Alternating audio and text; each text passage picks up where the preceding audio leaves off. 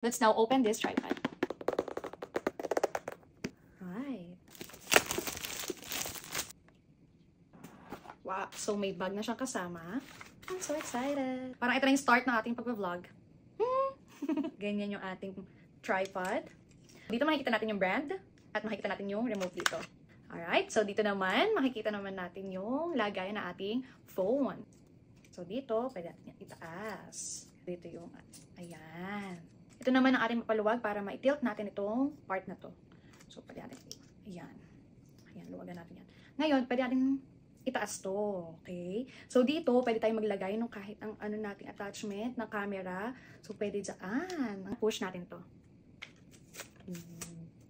Okay, ang galing, ang nice, ayan. So aluminum alloy na yung ating pinaka-stand. So ito yung height ko, ito yung ating height na ating tripod. Mas mataas siya sa akin. So pwede pang ganyan.